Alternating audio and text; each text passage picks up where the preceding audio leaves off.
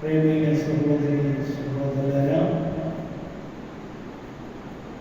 ఈ లైవ్లో చూస్తున్న దేవుని బిడ్డలందరికీ హృదయపూర్వకమైన వందనాలు చెల్లిస్తున్నాం. అందరికీ వందనాలు. దేవుని బిడ్డల ఒలిగాకొండ మినిస్ట్రీస్ గురించి దైవ సందేహము దేవుని పక్షంగా మేము చెప్పబోతున్నాం.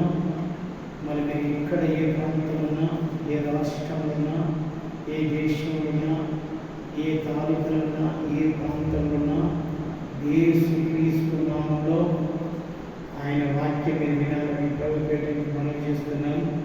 ప్రేమిక సహోదరుల, పశువుల గురించి చెప్పాలని, ఆవుల గురించి చెప్పాలని దేవుడు వాక్యం ప్రేరేపించి ఉన్నాడు. పశువులు నీటివి ఎలా ఉంటాయి, ఎప్పుడు పుట్టాయి, ఎలా పుట్టావని కూడా బైబిల్లో రాయబడింది. పశువులు అంటే దేవునికి చాలా ఇష్టము. ఈ పశువులు అనేటివి మనం పుట్టినప్పుడు ఆరోగ్యం పుట్టినట్టుగా బైబిల్ ఉందని బైబిల్ ఉన్న వాళ్ళు ఆది కాలము 1వ అధ్యాయము 24వ వచనంలో పశువులు ఎప్పుడు పుట్టారో ఒకసారి చదువుదాం. దేవుడు వాటి వాటి జాతుల ప్రకారం జీవము గల వాటిని అనగా వాటి వాటి జాతుల ప్రకారం పశువులను, పురుగులను, అడవి జంతువులను భూమి పుట్టించుగా కానీ దేవుడు పలికింది. దేవుడు వెళ్ళిన ఆడవ రోజున పశువులను పుట్టించినట్టుగా బైబిల్ ఉండదు. దేవుడు పలుకుడు కాబట్టి పశువులు పుట్టాయి, పక్షువులు పుట్టాయి, పురుగులు పుట్టాయి, జంతువులు పుట్టాయి. ఇవన్నీ ఆరవ రోజున మనం కూడా మనుషులు కూడా పుట్టారు. ఈ 6వ రోజున పుట్టిన ఈ పశువులు దేవుడు ఎందుకో చాలా జీవులు పుట్టారు. కానీ ఈ పశువులు అంటే ఆవులన్నా వాళ్ళని ఆవులు అంటారు, రెండవది పశువులు అంటారు, రెండవది మూడవది ఆడావులు అంటారు. ఇవన్నీ ఆవులంటే ఆడవి, ఎద్దులంటే మొగలు. ఈ పశువుల గురించి బైబిల్లో స్పష్టంగా రాస్తాడు దేవుడు. ఒకసారి పరలోకం నుంచి దేవుడు ఉరుములు, మెరుపులు, మేఘాలు దింపినప్పుడు దేవుడు అవన్నీ వచ్చిన తర్వాత వర్షం వచ్చే విధంగా దేవుడు కిందికి దిగొస్తాడు. దిగొచ్చినప్పుడు పశువులకు మాత్రమే తెలుస్తుంది దేవుడు దిగొచ్చింది. పశువులకు మాత్రమే దేవుడు కనిపిస్తాడు. ఎవరు కనిపించినట్టు వర్షం వస్తాం. అందుకొరికి యోగు గ్రంథంలో 36వ అధ్యాయము 36వ అధ్యాయము 29వ వచనంలో ఈ దేవుడు ఏం గురించి మాట్లాడాడో పశువుల గురించి చదువుదాం. మేఘములు వ్యాపించే విధముగాను ఆయన మందిరంలో నుండి ఉరుములు వచ్చే విధమును ఎవడైనా ఆయన సన్నిధిలో నుంచి, ఆయన మందిరం నుంచి ఉరుములు వ్యాపించాలని ఎవడైనా గ్రహించగలనా?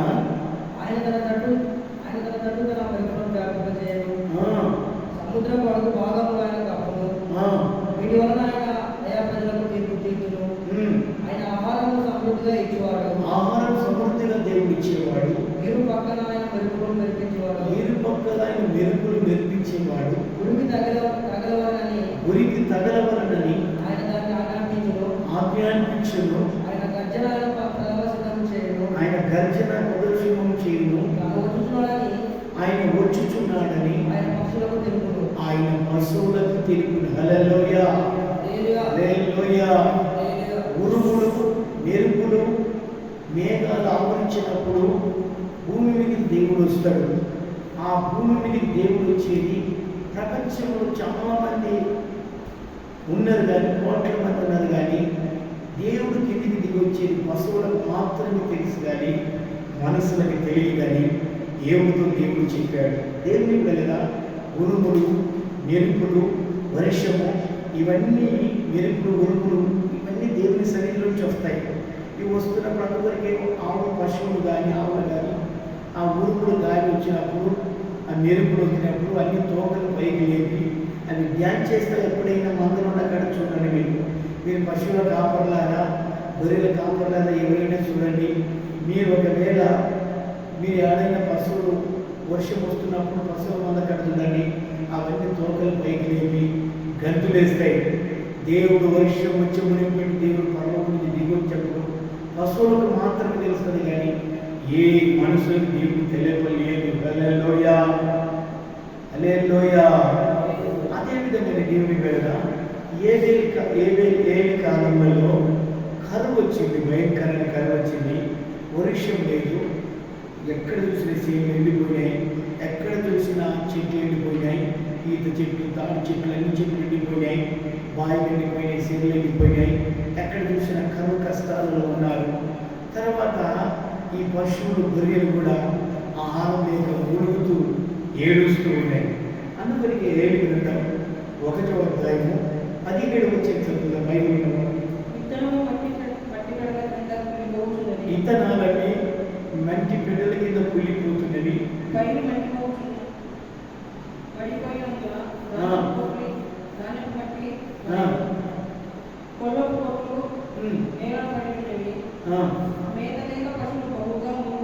మేత లేక పశువులు బహుగా మూలుగుచున్నవి. 19వ వచనం మేత లేక గొర్రె మందలు పశువులు మూలుగుతున్నాయి. 19వ వచనంలో అగ్ని చేత అరణ్యమంతా కాలిపోయినాయి.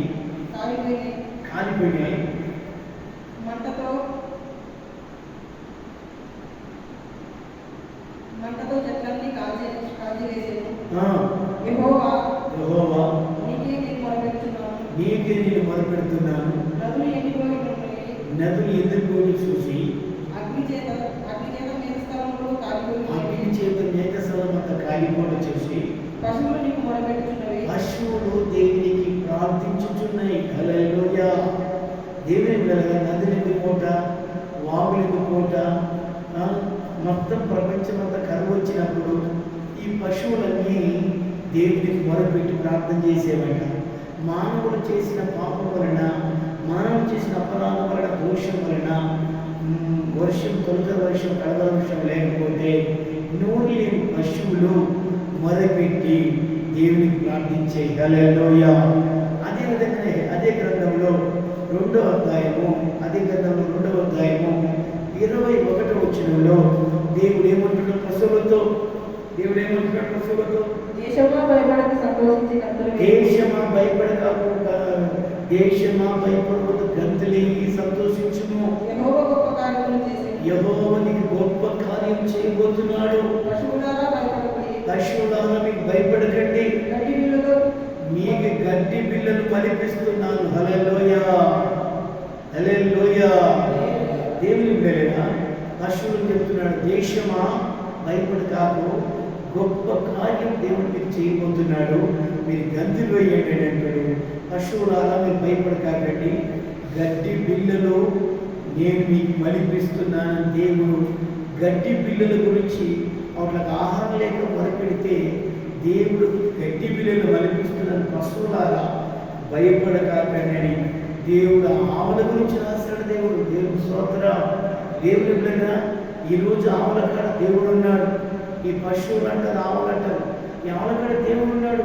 ఇవి నోరు లేనివి, వీటికి నోరు లేదు, వీటికి మాట్లాడే వాక్కు లేదు. అయినా కూడా దేవునికి మొదలుపెడితే దేవుడు ఇలా ప్రార్థన విని గొప్ప కార్యం చేసినట్టుగా బైబిల్లో ఉండాలి. అదేవిధంగా దేవుని మీద ఉరుములు వస్తప్పుడు, మెరుపులు వస్తప్పుడు, వర్షం వస్తప్పుడు దేవుడు వస్తప్పుడు మీదికి దేవుడు వస్తప్పుడు పశువులకు మాత్రమే దేవుడు కనపడతాడు, కానీ ఎవరికి కనపడని బైబిల్ చెప్తుంది. అదేవిధంగానే 2000 సంవత్సరాల కింద ప్రభువు యేసుక్రీస్తు ఆయన బెతలీ మార్గ మధ్యలో ఆమెకి మరియ గర్భవతి నిండి ప్రసవ వేదన కలిగినప్పుడు, మధ్యరాత్రి ఆయన ప్రసవ వేదన కలిగింది. ఆయన వెళుతూ ఉంటే సత్రములో వచ్చి చూసింది. సత్రంలో కూడా స్థలం లేదు. ఏ గ్రామంలో ఏ ఊరికి సత్రం ఉండదు. బిచ్చగాళ్ళు కానీ అడుగుకునే వాళ్ళ అనాథలు పోతే ఆ సత్రం ఉండాలని ఒక సత్రం కడతారు ఎవరికైనా. కానీ మన ప్రభువు యేసుక్రీస్తు పుట్టబోతున్నప్పుడు మన స్థలం కూడా మనకు ఆతిథ్యం ఇవ్వలేదు. స్థలము కూడా యేసు ప్రభు దొరకలేదు. అందుకు లూకా సువార్త 2వ అధ్యాయము లూకాసు వార్త 2వ అధ్యాయము 6వ వచనంలో యేసు ప్రభువైన యేసుక్రీస్తు పుడుతున్నప్పుడు ఏం జరిగింది చదువుదాం. దావీదు ఊరికి వెళ్ళాను. అక్కడ మరియా యేసు ఉన్నప్పుడు ఆయనకు ప్రసవ దినము నిండను కనుక తొలుసు కుమారుని కానీ ఒత్తి గుడ్డలో చుట్టి సత్రములు స్థలములైనందున పశువుల తొట్టిలో ప్రకటన చేసాను. ప్రపంచ దేవుడు కలదా ఒక రాజు పుట్టినప్పుడు, ఒక అధికారులు పుట్టినప్పుడు, ఒక మేధావులు పుట్టినప్పుడు, ఒక ప్రపంచంలో పుట్టిన వాళ్ళకు ఒక నివాస స్థలం ఉంది. గ్రామం పుట్టిన నివాస స్థలం ఉంది. మండలంలో పుట్టిన నివాస స్థలం ఉంది. తాలూకాలో పుట్టిన వాళ్ళకి నివాసం ఉంది. జిల్లాల్లో పుట్టిన వాళ్ళకి నివాస స్థలం ఉంది. రాష్ట్రంలో పుట్టిన నివాస స్థలం ఉంది. ఇదిగో దేశంలో పుట్టిన నివాస స్థలం ఉంది. ఆకాశ పక్షులకు నివాస స్థలం ఉంది. జంతువులకు నివాస స్థలం ఉంది. ప్రభువైన యేసుక్రీస్తు ఒక దైవ కుమారుడిగా పరిగణ గర్భంలో పుట్టినప్పుడు ఆయనకి స్థలము లేకపోతే, ఏ సత్రములు కూడా స్థలం లేకపోతే పశువులు కట్టేసి ఆ పాకలో ఈ మరియమ్మ దైవ కుమారుని పశువు పాకలో పండబెట్టింది. దేవుని ఆది కాలం నుంచి పరిణామాలకు మనం చూసుకుంటూ వస్తే సొలొమోను రాజు మందిరం ఓపెనింగ్ చేసినప్పుడు 22,000 ఆవులను బలి అర్పించాడు. తర్వాత సామెల కాలంలో మందస్థానం కట్టేది ఆవులని దేవుడు కట్టాడు. ఎక్కడ చూసిన ఆవులు పశువులని దేవుడు కోరుకున్నాడు. అందుకొరకు ఆవుల కాడ దేవుడు ఉన్నాడు. ఆవులు దేవుడి మీద ఆధారపడతాయి. ఆవులు దేవుడికి మొదలుపెడతాయి కనుక దేవుడు దైవ కుమారుడు పశువుల పాకలో పండబెట్టారు. డిసెంబర్ 25వ తారీఖు వచ్చినప్పుడు ప్రపంచంలో 300 దేశంలో ప్రజలందరూ క్రిస్మస్ చేస్తున్నప్పుడు పశువుల పాకను కడతారు. పశువులలో దేవుడు ఉన్నాడు, ఆవులలో దేవుడు ఉన్నాడు. దేవుని దగ్గర నోరు లేని ఆవుకి దేవుడు